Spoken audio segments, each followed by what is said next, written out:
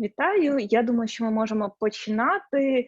Dear Сьогодні ми з guests, I вами guess we can на start. четвертій Today лекції we урбаністичної are коаліції для presenting України our fourth «Ро3kvit». І lecture to сьогодні ми you. поговоримо We на are a coalition такі Ro3kvit for Ukraine, енергетичні and today теми. we are going to Сьогодні discuss з нами energy sector, членкиня, and учасниця today нашої we have with us урбаністичної коаліції Наталі guest Самович lecturer, Natalie презентуватиме, та ми Samovich. матимемо She таку will широку present дискусію. her Тож я lecture, and передаю after the слово lecture Наталі, we'll have a а discussion. також So, нагадую, Natalie, що you ви have the можете word, and слухати also, двома dear мовами, guests, you українською have чи англійською. Для an цього opportunity необхідно today to обрати listen to на the lecture нижній in two панелі languages, Ukrainian налаштування or Zoom, English.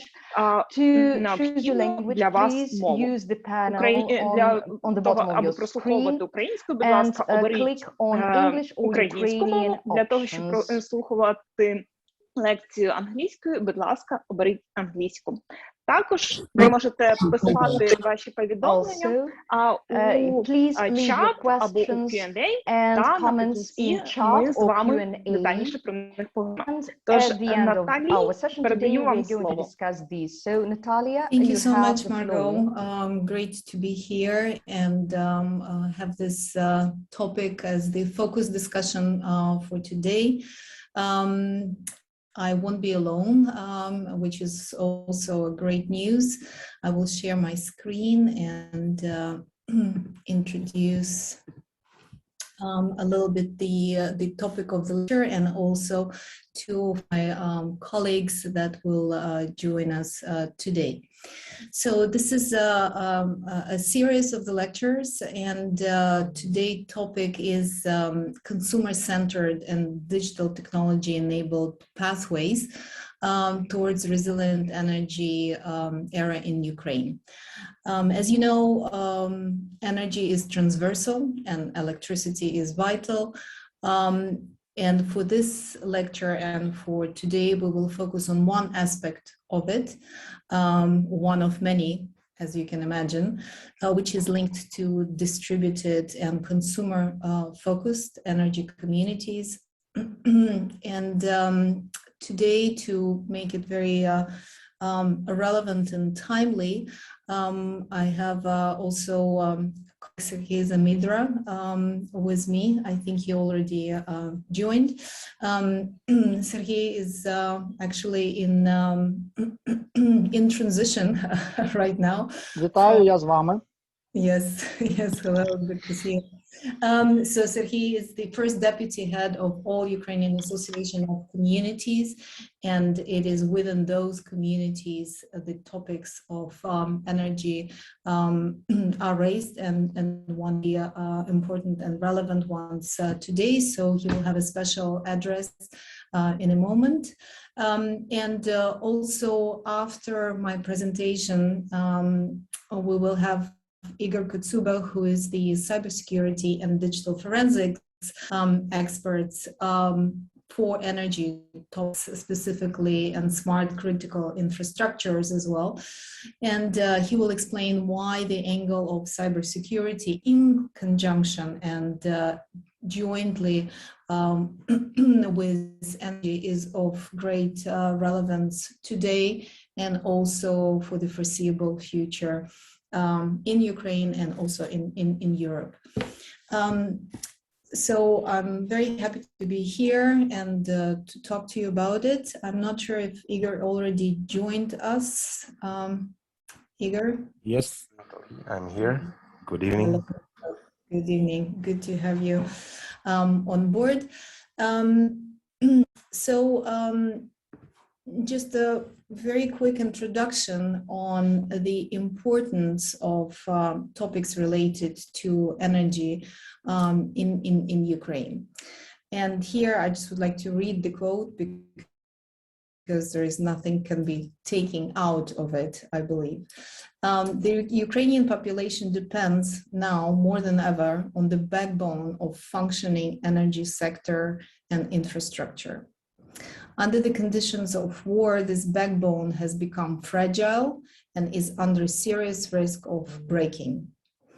Close to 2 million Ukrainians are already without electricity and heating, and the support given to the energy sector is humanitarian by nature. So it is not technical, it's not special in other ways, but it is humanitarian by nature, and strengthen the resilience of Ukraine. And here there are two main concepts, strengthening the resilience and the humanitarian.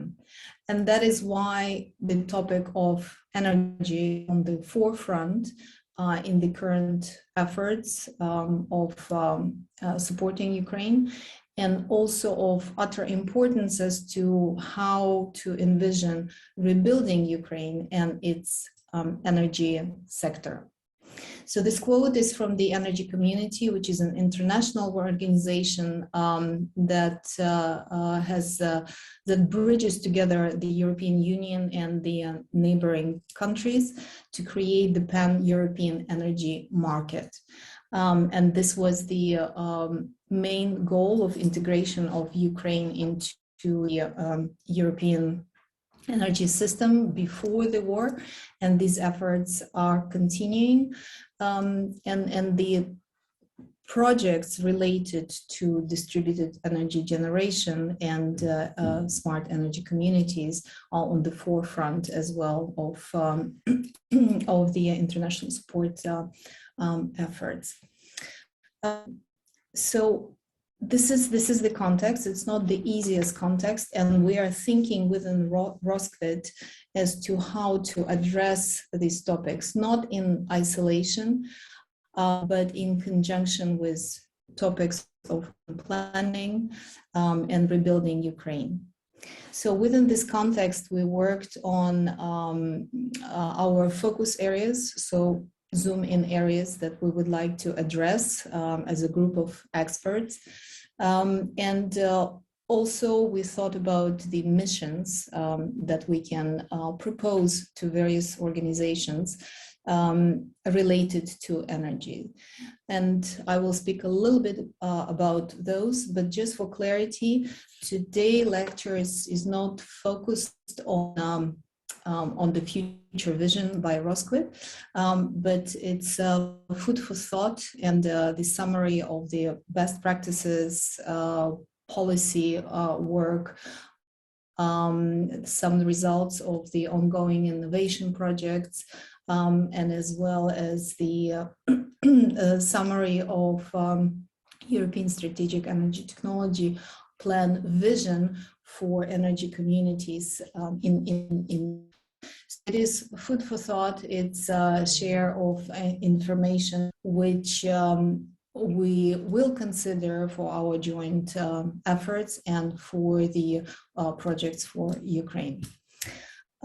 So at this point, I would like to give word to Serhii, whom I've asked to give us an overview of the situation, as is situation in Ukraine right now, related to communities and related to various levels of,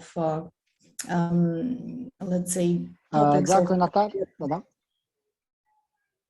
Yep. Thank you. Thank you very much, Natalie. Go ahead. Щиро дякую, Наталя. Вітання всім. Thank you very much for Дякую, що giving me дали the можливість floor. приєднатися.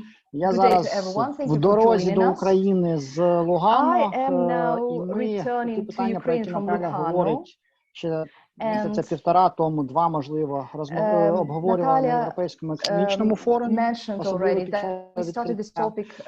Потім неодноразово ці питання піднімалися на зараз під час презентації в Лугану про програму по відновленню України.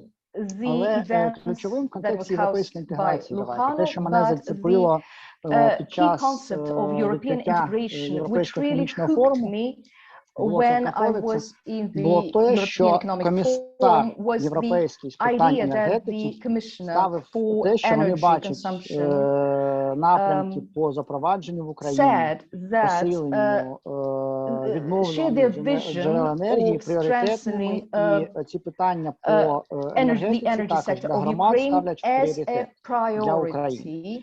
і причому проговорювалося це саме під час відкриття Європейського економічного форуму з акцентом на Україну. Що стосується сьогоднішньої ситуації, дивіться, у нас є з вами різні громади.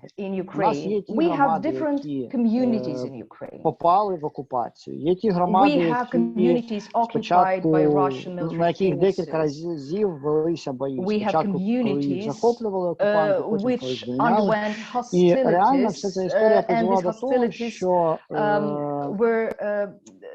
дуже значна кількість об'єктів інфраструктури, яка якраз забезпечує нас сьогодні фактично енергетику для наших громад, вони постраждали. Дуже значна кількість. Це, якщо брати по базово, наприклад, по котельням, то це десь близько 240-250 котелень по Україні.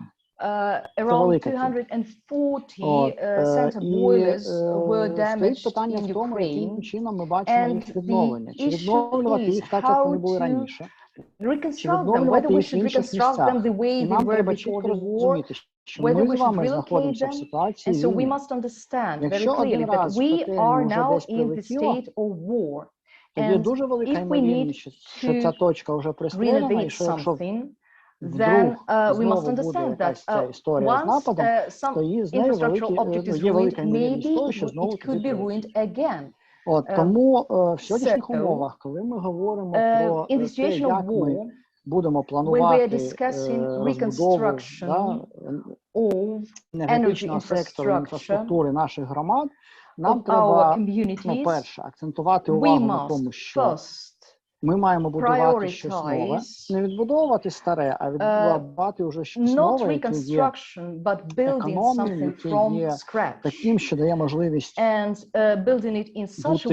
давати громадам розвиток і давати громадам фактично якусь певну енергетичну незалежність. З однієї сторони. З другої сторони, нам треба чітко враховувати, розраховувати, що ми робимо зараз, і що ми з вами будемо робити через декілька років. Що ми робимо зараз? З газом питання, газ зростає, як ми будемо входити в зиму, поки що не зовсім зрозуміло. Скажу вам так, значна частина голів піднімає сьогодні питання в обговорення про те, щоб на цей зимовий період, наприклад, по Чернігівщині, вирішити питання по швидкому відновленню котелень, це вирішувати питання запуску котлів на дровах.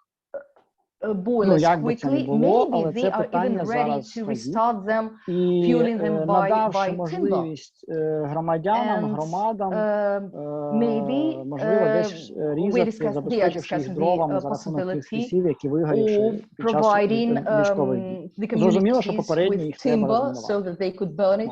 І це ті питання, які піднімають Чернігівщина, тому що очікує, що якщо дуже швидко за пару місяців не вирішить питання, зиму ми будемо сходити з вами важко. З однієї сторони. З іншої сторони, на світовому урбаністичному форумі, який проходив декілька тижнів тому, зараз на форумі по відновленню постає багато питань по тому, як же нам зайти більш технологічно. І провідні європейські компанії обговорюють, ми готові. Але питання в тому, як це буде фінансуватися, до яких ресурсів ми можемо з вами отримати доступ, як комунікувати тих, хто може пропонувати рішення з громадами, можливо, десь допомігши громадам зробити цю заявку спільно, для того, щоб вони могли отримати ресурси. Тому що, насправді, вже ці фінансові потоки, вони формуються. Скоро вони будуть відкриватися. А проєктів ще належить у більшості громад зараз немає. Тому для громад важливо швидко підготувати проєкти. А далі зробити це так, щоб ці рішення були комплексні і надовго. І знову ж таки, дивлячись, де вони ще знаходяться, біля лінії фронту чи десь трошки. they need to consider their own situation, whether they are close to the hostilities line or not. Serhii says also that maybe the connection would be impaired because he is in. Excellent. Thank you so much, yes, Serhii. he is on the road. Yes, staggering numbers. Natalia says, thank you very much. Staggering numbers in terms of the damaged infrastructures and the volume of the recovery that needs to be done. But there is hope, and hope is in it's always easier to start from scratch than rebuilding very complex legacy infrastructures. So if there is any silver lining under the situation, maybe this one, the one, and the proposal of the projects and the proposal of the concrete initiatives is here. It needs to be done. It's in all of our hands, of the ones who want to help, and I think that's one of the calls to undertake this challenge. And it is in this context I would like to share actually the European context of the so-called energy revolution that is also taking place in Europe. On the left-hand side, you see the traditional power grid that existed in many member states, and as well as in Ukraine, and it was based on the central electricity or heat production. You see the power plant, and then the users within the residential or commercial or industrial sectors. So it was one-way relationship, the centralized production and semi-distributed consumption. This picture has changed dramatically and in flux right now. For many reasons, won't go into those details, but the system level vision actually contains new business opportunities, and it's linking hybridizing energy versus non-energy value chains. And with the picture that you see on the right-hand side is actually much less centralized and much more distributed. There are also new actors in this system, such as services providers, such as distributed generators of electricity on various levels. And the consumer, as you can see, becomes part of this system, and as well as the active member. The increasing demand for flexibility from the grids due to larger penetration of renewable energy generation is one of the drivers for this active participation of the consumer. And as well as the evolution of the services related to the energy system is rapidly evolving. But what happened historically, I very much like this slide that a colleague of mine from Vasa ATT, Thomas Mikkelsen, presented a number of years ago. What it shows is how the role of the consumer evolved from being just a number that you can see on the right-hand side to consumers of various levels, energy user, and the prosumer. The prosumer is this type of relationship where you have two-way, not only the consumer of electricity, but provider of services and potentially flexibility to the system. And in the inner circle, you see roles that consumers used to have historically. So when the consumer was only a number on the invoice, it was just a metering point. It's just the how much electricity is being consumed at that metering point. Energy users became collective imbalance in the grid. Consumer was just an object or subject to services provision.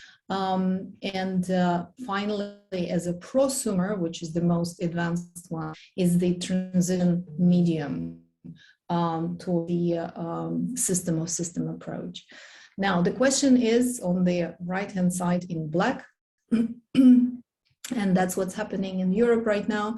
Consumers become digital ID holders so that they can participate in the complex smart contracts and blockchain enabled services, and have access rights as the holder to not only the data, because data now belongs to the consumers in the EU, energy consumers, but also additional rights towards the services, towards the grid. So this is the nature of the evolution and revolution as well. And so we're not there yet completely. And so the energy community concept is built on this evolution. This is another illustration that I very much like. It comes from Greenpeace.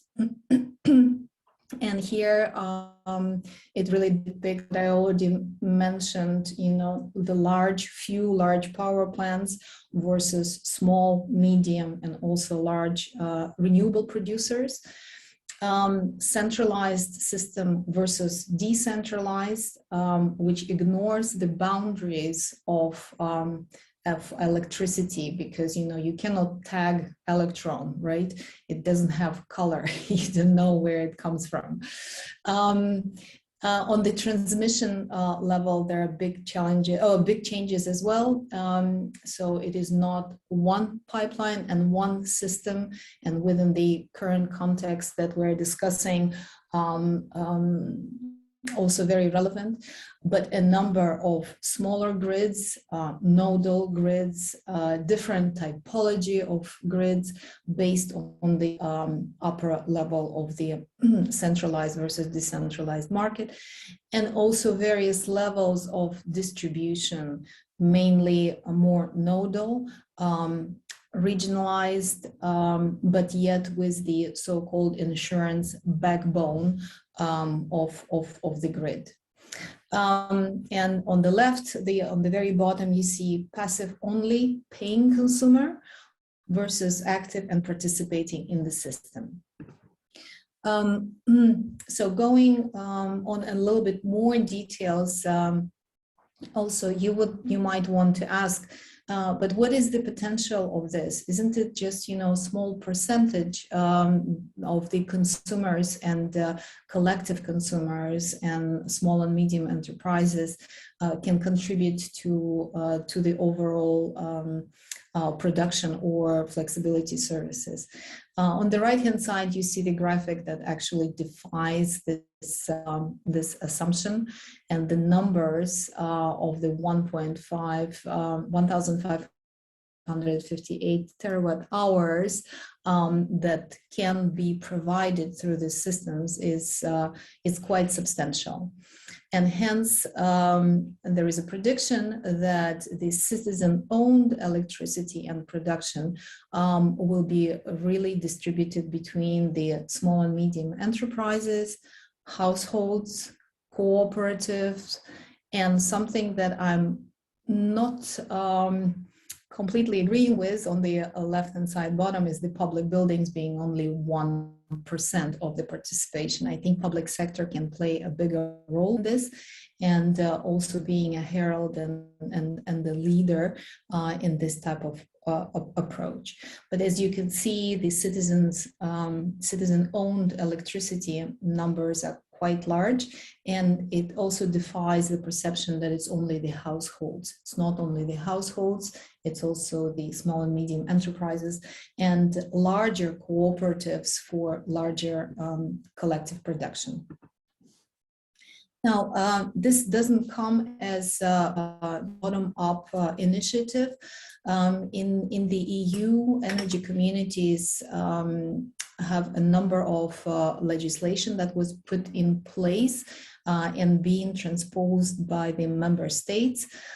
Here you see from 2018 and 2019, the Renewable Energy Directive was step 1, and then Citizen Energy Community legislation a year later. It's Article 16, and it proposes the promotion by the member states of the energy communities, but does not deepen what competencies they have or how to carry them out. So it means that there is quite of a leeway that is given at the member state level, how they would like to implement that. It's a challenge, but also an opportunity. Here, what you see also is each member state has provisions concerning energy communities. So it means that there are additional building blocks that need to be in place for unlocking this legislation. So shared self-consumption, where it's not individual only produces electricity, but a number, collective entity and a number of units together. The geographical scope, it means where, how far from each other, etc., etc. Also, there is a leeway on grants. Some energy communities in Austria have the Jumpstart funding for putting something like this together. And also in the countries where there are still some outstanding questions how to regulate it, regulatory test benches and sandboxes, regulatory sandboxes can exist. As you can see, the energy communities can work in different angles, meaning they can generate electricity from renewable sources. Also, they can be integrated as part of the energy efficiency service during the renovation of the old stock of buildings.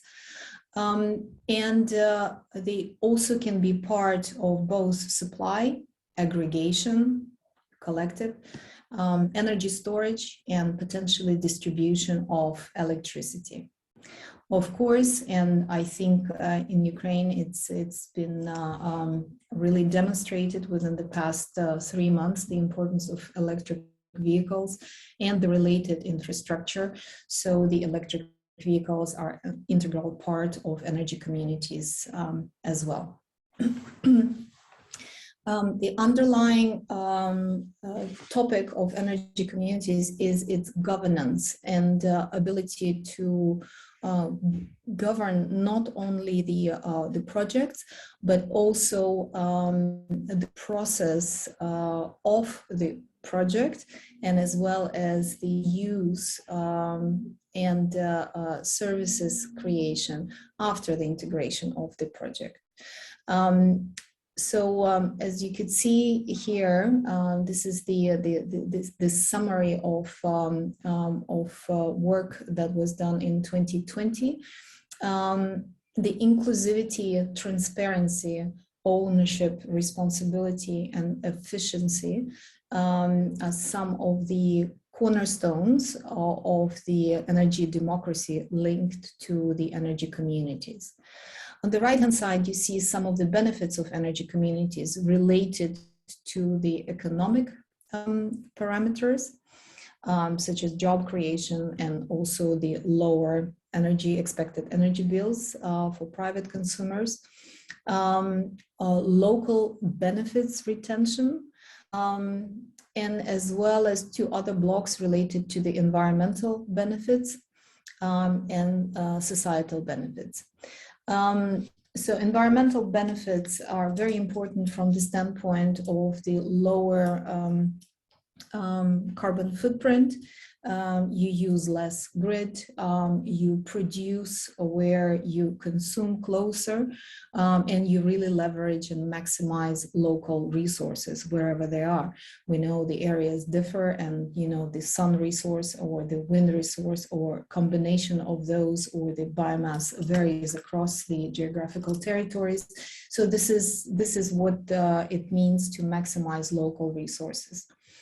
And of course, the services and shared concepts of energy communities also optimize the whole system on the starting from the local level. So that's why the lowering of private energy consumption by up to 11%, this comes also from this study, was observed. And the last block described here is the social benefits. So when we have citizens and the SMEs who are actively putting the projects together and active in the system, then it really engages the whole system. And there are many examples of it from across Europe. There is a greater sensitivity and sensibility for improvements and greater participation in energy transition overall. Last point, and I think this point is going to resonate with Igor, from whom we will hear a little bit later, is the increased system resilience and security of supply. So the resilience also linked to the topics of cybersecurity, and he will talk about it a little bit later.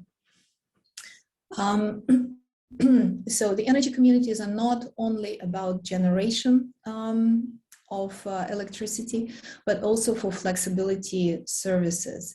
And the flexibility services are linked to the use of the grid, minimization of the adverse events, and minimization of impact on the local consumption. So that's why flexibility is on the forefront and the related services of in the European Union right now. And these services are complex by nature because they need orchestrations from many stakeholders, from the grid operators to the prosumers to the large-scale generation, distribution system operator, and transmission system operator. The concept of peer-to-peer energy, so when you are able to share the electricity surplus or the services on the local level, is an evolving topic. So not only I'm being able to generate myself, but also share within the neighborhood. I think this is something that is going to be very much relevant for Ukraine in short and medium term, and specific attention could be to this topic. So very quickly, the components of energy community, as I mentioned, solar generation, wind generation potentially, the related sensors and connectivity. And I would like to stress the topic of connectivity, because in order to have digital energy, you also have to have communication networks in place, or other methods of transmitting the signal. Energy storage, EV charging, and the interfaces with the grid operators. In the European Union, the topic of so-called edge processing, so processing information closer to where the data is generated, is on the forefront. So instead of transmitting a lot of data to the cloud and having the back and forth, so the idea is to process as much information close to the generation. So that means that the energy communities will be more and more local and actually potentially more and more resilient. Now this topics of energy communities doesn't exist in isolation. It is closely integrated in the so-called system of system approach, where the transmission system operators interface with their services distribution system operators. The distribution system operators interface with the smart cities, local energy communities, and as well as the other sectors, because power comes from also gas, heat, electric vehicles can be sources of the emergency power supply, and as well as various storage systems. So this is important to understand that the energy community is not the isolated case that would be existing somewhere without interfacing any other systems. It is not so. It's part of the overall system, but the one that could be flexible, resilient, and also secure. But there are also some outstanding challenges with this. As I mentioned, the process is new, and we are in the transition towards energy communities. Like GDPR and data protection of the consumers is one of the topics that I would like very quickly to mention. Now, just to share some bigger context of where energy communities fit. Within what I'm sharing right now is the image from the ETIP-SNED. ETIP-SNED is part of the European Strategic Energy Technology Plan, and it is smart networks within ETIP-SNED. It's a group of experts that help the European Union, the Commission, work out on innovation strategies within energy sector. And here's the image that was created 5 years ago. You see here Vision 2050. So this is part of strategic European documents describing this vision towards system approach by 2050. And one of the topics is related to the consumer. So here you see consumer is fully engaged and where engaged. On the top right-hand side corner, you see exactly the depiction of the energy community, starting from the houses, positive energy house, small scale batteries, air heat pump, which is forming the 100% renewable energy community, which is still linked to the substation and potentially interfacing gas networks or anything else. Please note that this was produced a number of years ago. Then also you can see peer-to-peer energy trading taking place here, vehicle-to-grid services, small-scale storage distributed, and also interfaces with the industrial parks. This is enabled not only by the electricity networks, but also by the data networks and communication networks.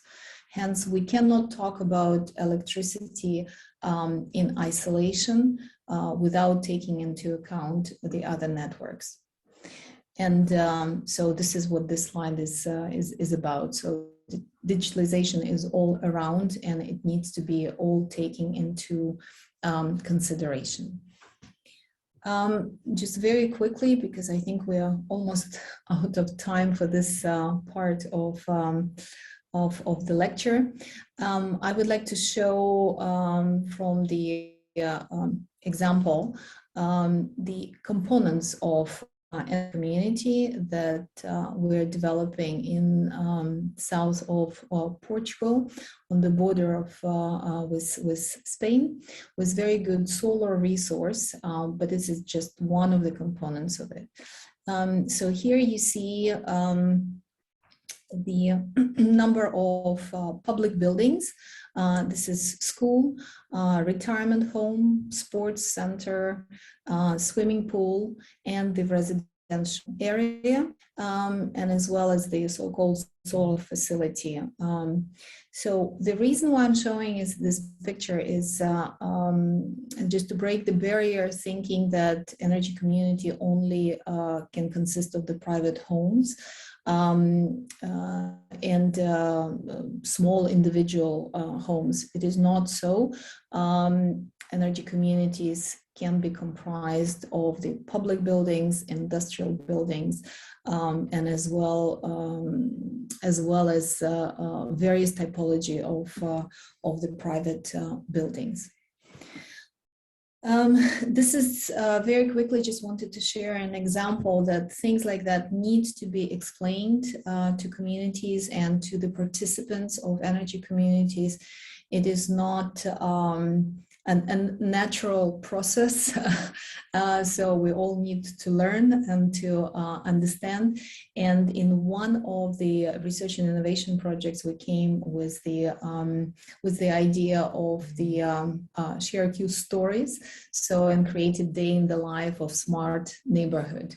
And so this is the story that depicts of the possibilities that participants can have, services that they can provide, and I can go into the next slide, and the interfaces of the systems they can have. So storytelling and engagement is a very important component of energy communities. And these are some of the building blocks. So the financial incentives play an important role, but financial incentives not the only driver for participation in energy communities by citizens in Europe, as the research shows. The consumption patterns optimization is a very important component for the grids. Electricity cost reduction, it's the natural one that everyone thinks about in the first hand. Existing systems performance optimization is very important. System monitoring, blockchain-driven incentives, for example, for the electric vehicle charging within the communities is an important building block. And the overall carbon offset monitoring and impact visualization is resonates with the citizens. And now a little bit of the positive outlook. There is a great opportunity for Ukraine to build the greenfield models and solutions for medium term, I would say, but at the same time addressing short term already with the vision how the governance of the systems, how the functioning of the systems be reflected in the medium term future. And it is the moonshot missions that we're also envisioning in Ro3kvit, and I just would like to invite everyone who's with us today to further participate in these dialogues and discussions. So thank you so much for listening to this part of the lecture. And I would like to invite Igor right now to share his vision, how the cybersecurity and the connectivity and some of the concepts that I touched upon can make Ukrainian energy system more resilient and more secure. Thank you, Natalia. Just a second, I'll share my screen. I will stop sharing now.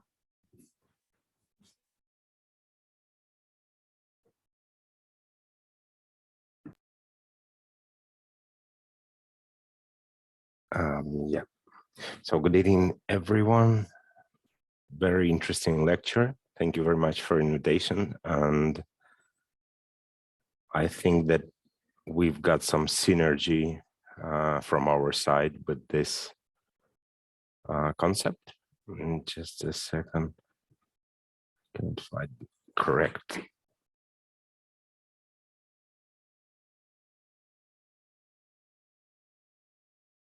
Just a second with the presentation. Yeah, so my name is Igor Kotsyuba. I'm the of iSolutions Labs. This is a cybersecurity agency in Ukraine. Now we've got offices in Spain and basically that's because of the situation and our team is dispersed, let's say. We basically now got office in Spain, in the UK, and we've been working on Horizon 2020 and Horizon Europe projects for the last basically 6 years, I guess. And we successfully delivered many tools for cybersecurity projects. Natalia, by the way, is my presentation with you? Yes, I can find it now. So just give me a moment. I will try to put you send it. Yeah, I'm trying to share. I mean, I don't know, just computer has no access rights, I guess, to that specific file, and that's problem. So basically, we delivered projects for cybersecurity of energy grids.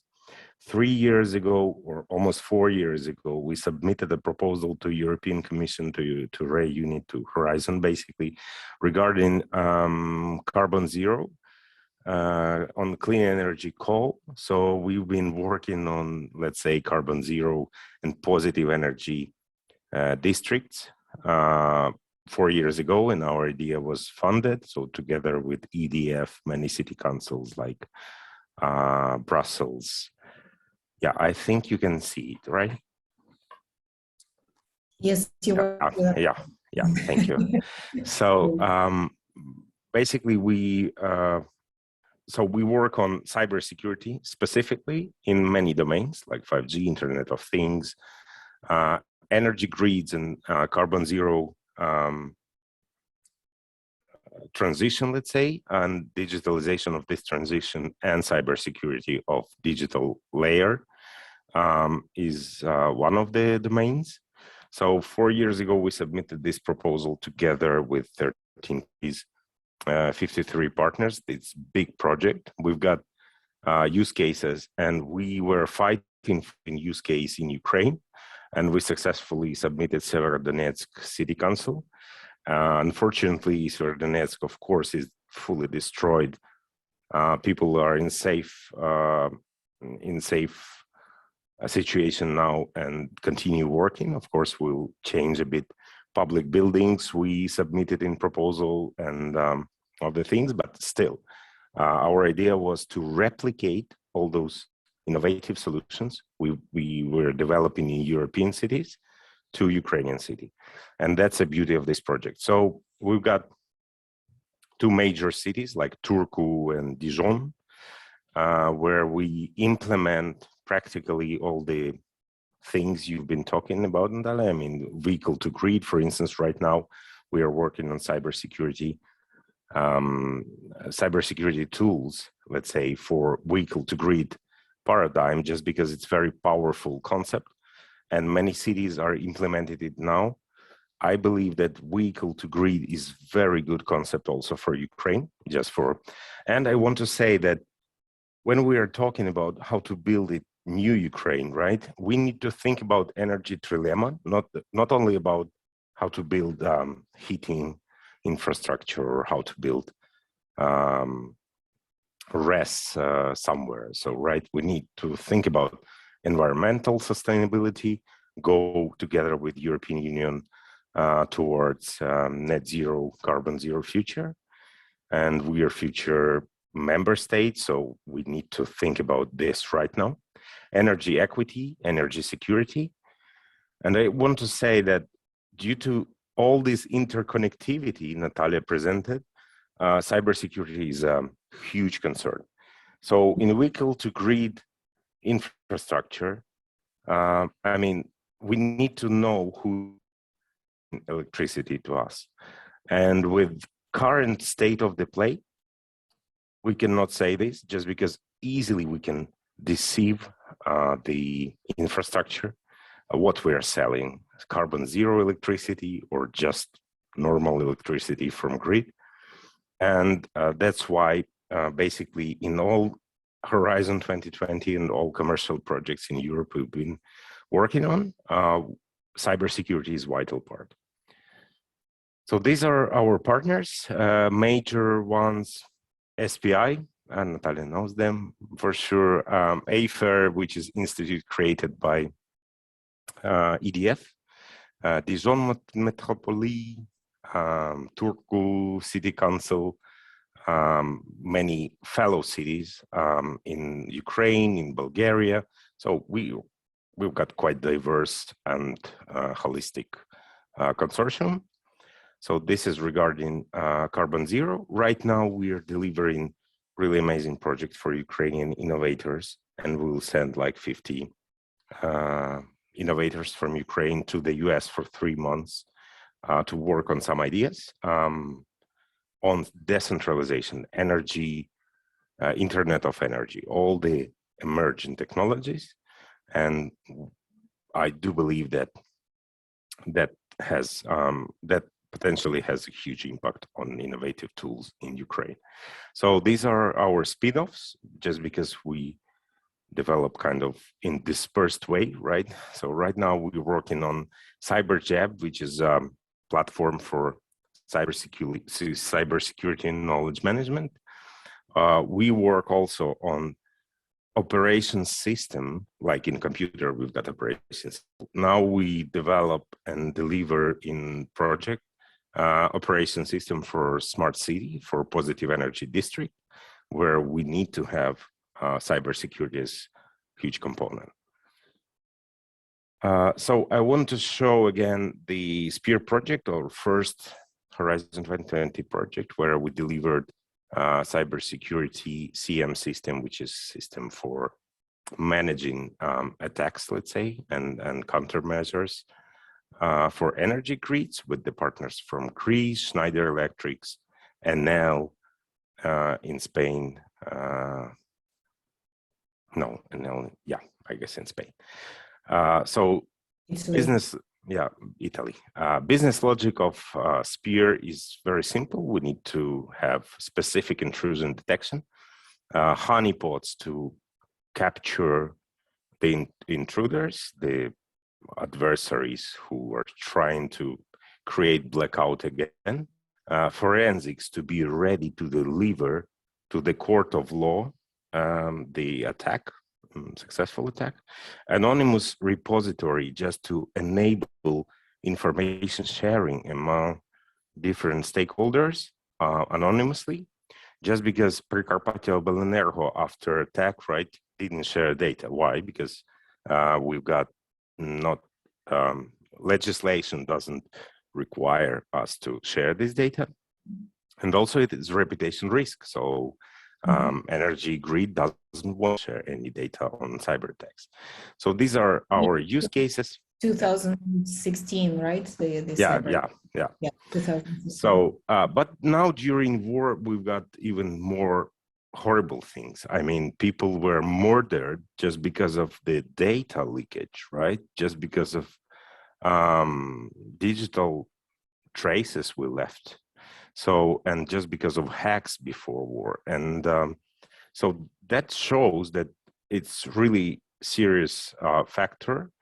And we need to think, I mean, in Ukraine, of course, according to current state of the playing legislation, we don't have enough liability. I mean, enough just because comparing to Western world, we don't have any liability on cyber attacks.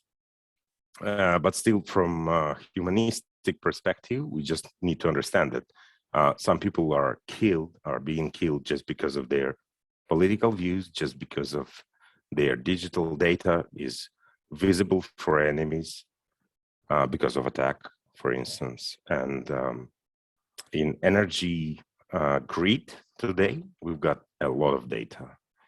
And as Natalia showed again, that everything is interconnected. We are going to live in interconnected societies, interconnected communities, and interconnected infrastructure. Basically, even though some infrastructure is legacy systems, let's say, but we still smartify them, right? And everything will be interconnected. So this is next project, Electron. After having Severodonetsk project, I've been fighting to have Prikarpattia Obelenерgo. Just that's first case in history when energy grid operator was attacked successfully, caused blackout of the whole region.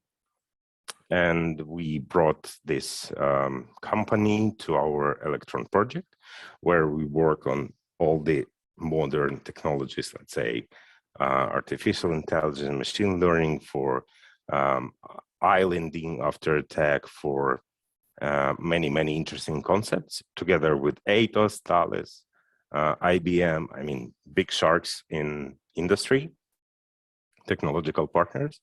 We work, so that's again a beauty of Horizon, right? When Prikarpattia Obelenерgo can work together with big sharks on new technology solutions, for both for Ukraine and European Union. This is our use case in this amazing project in Ukraine, just because of incident in 2015, 2016. We are working on new cyber hygiene framework. We are working on new tools to be resilient towards attacks. So we, of course, we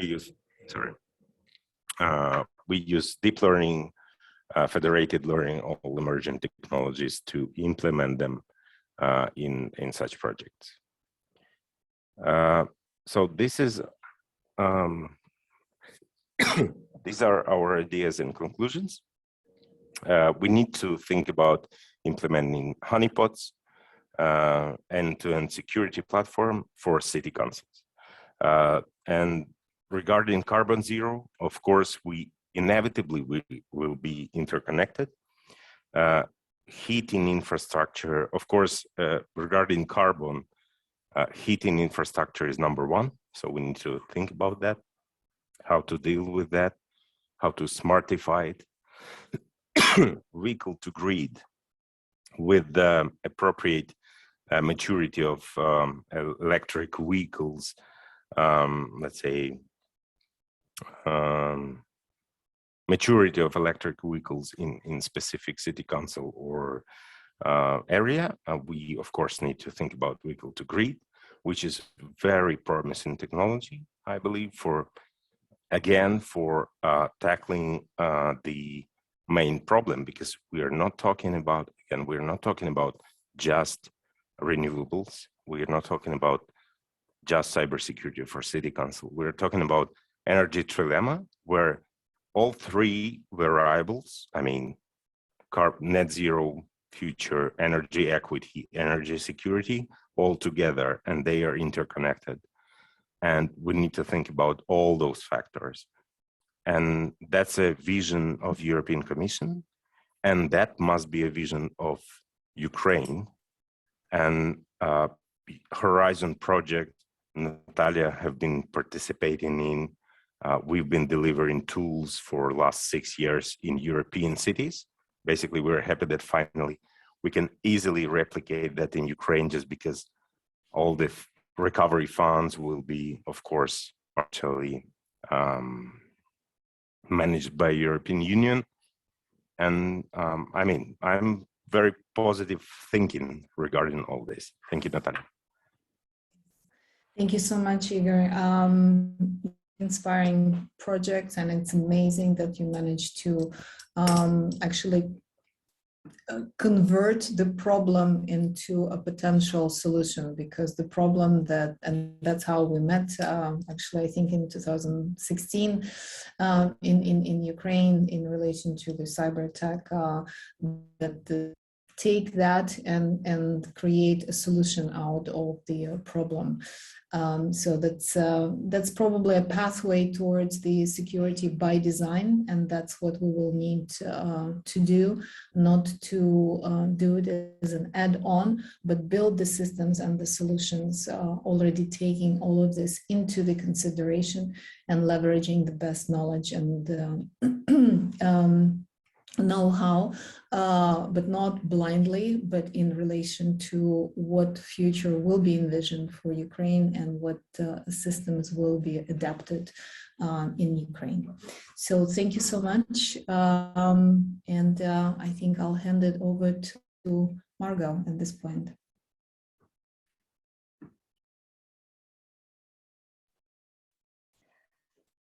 Так, вітаю. Зараз саме час задати ваші запитання та отримати на них відповідь. Ви їх можете задавати у чаті або у Q&A-сесії. І я маю перше запитання, які мають бути перші кроки зараз для побудови безпечних та стійких розподілених систем, і що можна робити вже зараз?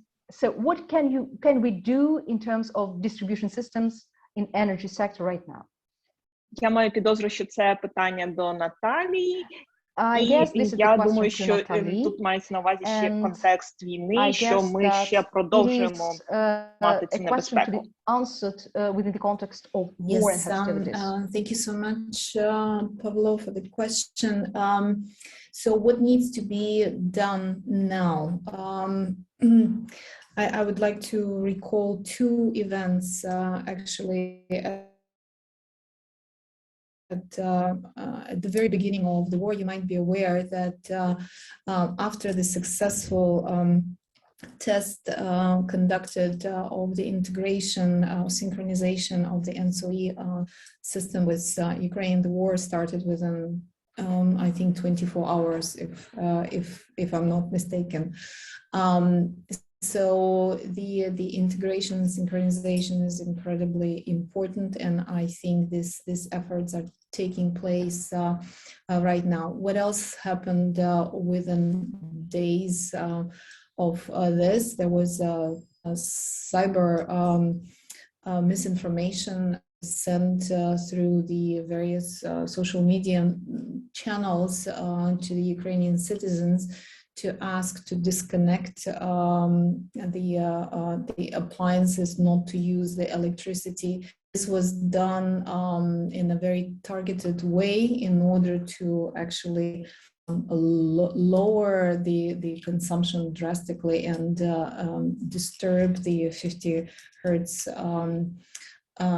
synchronization that is in place. So this is very not digital attack, but social media attack. So why I'm using these two examples is what needs to be done every day is related to the information towards the citizens, basically, and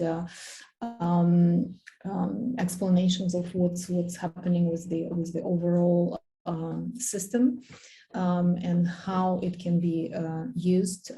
The other very important point as to what needs to be done, and it's being stressed out by the Commission in many forums that I've been participating lately, is documentation of the damage to the systems and to the infrastructures and the monitoring of that.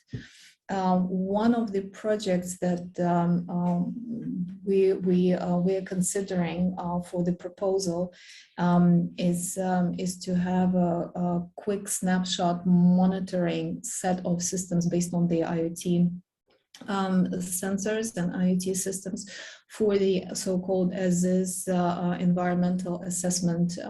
So it's the air, water, and electricity, in order to be able to form the opinion of the current situation, because no planning, full-scale planning can be done without the correct assessment of the as-is situation. So this is another topic that needs to be discussed, is really understanding what's happening. The other project that was proposed to us for consideration is related to the public sector facilities, specifically schools, and specifically towards the the start of the school year. And there we're looking at the scenarios that Serhii mentioned related to the heat pumps or distributed production or assessment of environmental assessment of the current situation. So this is on the concrete project levels. We also need capacity building, I think, for design development of the energy communities. So, and for that, close collaboration with the cities, such as Covenant of Mayors and the organizations that Serhii represents is necessary.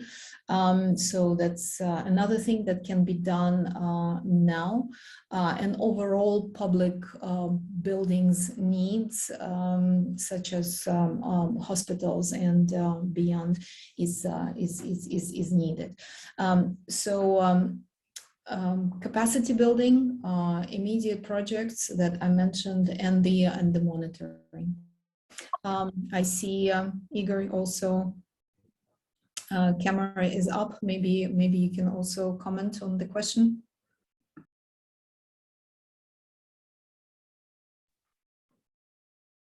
Yeah, sorry, I can be echo because I tried to connect also from the phone. So basically, I can say that we need to think about islanding. I mean, in this horror situation, what we need to do is to think about back our houses, get prepared to be a prosumer, active prosumer, and later will be integrated in the system when we build a new paradigm, let's say, for Ukraine, for cities we will rebuilding. Yes, that's another angle for sure. As far as I understand, also the electric vehicles are completely sold out in Ukraine. For now, I think it's only one-way system, not the vehicle to grid capacity as we've discussed, but that's another trend that is taking place.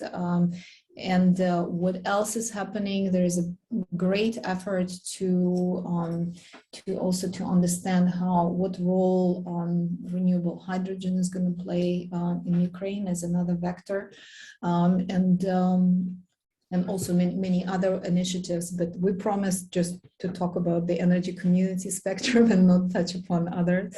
So we should stay on that topic. Pablo, hopefully we mentioned at least 3, 4, 5 type of projects, what can be done now, and welcome to join our dialogue as well. Margot, back to you in case there are more questions.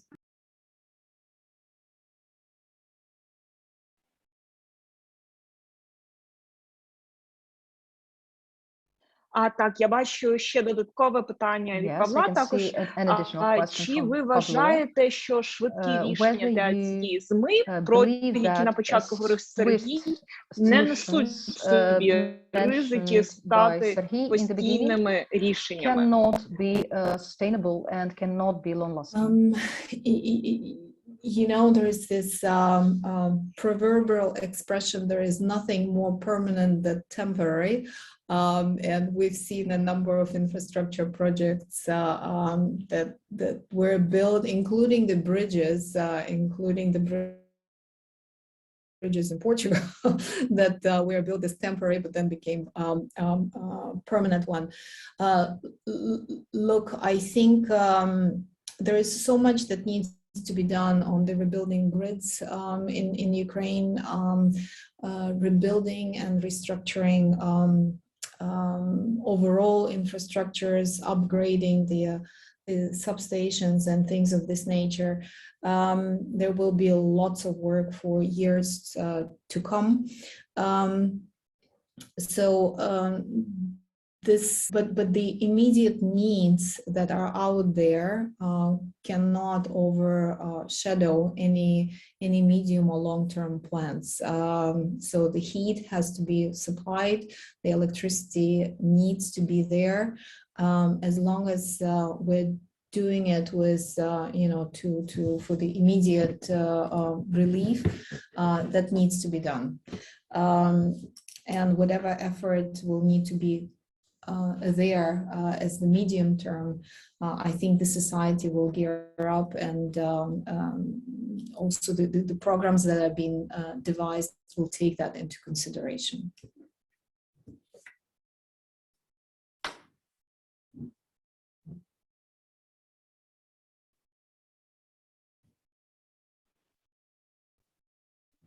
Так, я зараз поки не бачу додаткових питань, але я думаю, що можна сказати про те, що якраз одна з цілей розквіту полягає у тому, щоб поєднувати ці нагальні рішення та довгострокові стратегічні плани, адже ми розуміємо, що необхідно втілювати певні вирішення проблем вже сьогодні, але вони мають бути в межах певних довгострокових планів для того, щоб бути реалізованими і бути ефективними, тому що дійсно, на жаль, ми маємо багато досвіду, як дуже тимчасово стає постійним рішенням.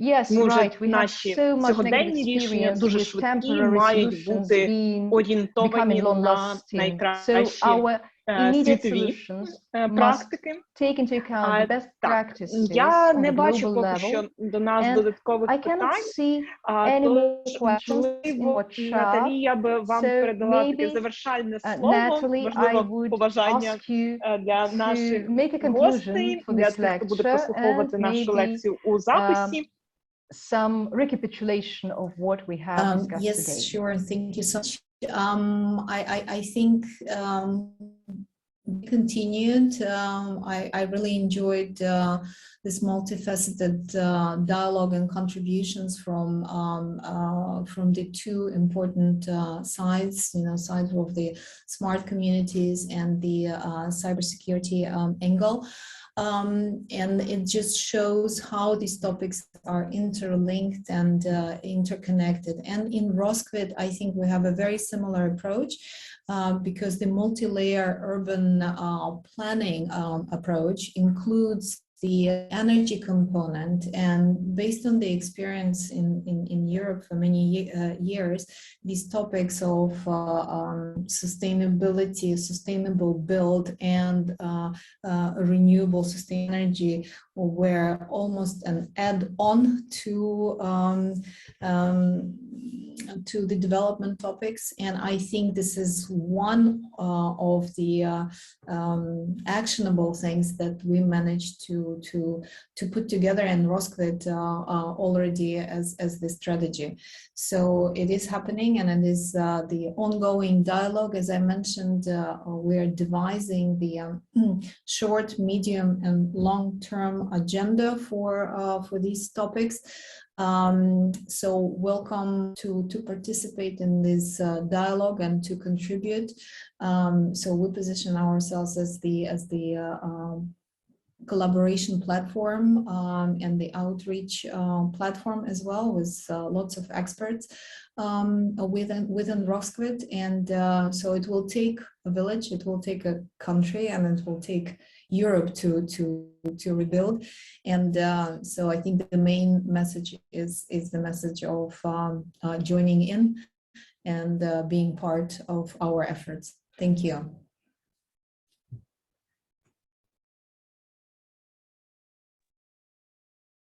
Дякую всім нашим слухачам та гостям. Дуже дякую вам, Наталі, а також Ігорю та Сергію, що сьогодні доєднались до такої цікавої розмови на дуже актуальну тему. І з усіма ми зустрінемось вже за 2 тижні на наступній 5-й лекції, яка буде присвячена процесам управління. А цю лекцію ви зможете переглянути у наших соціальних мережах, а також на Ютубі. А також залишити ваші питання до нас в коментарях або пишіть нам на пошту. Всім дуже дякую та прекрасного мирного вечора.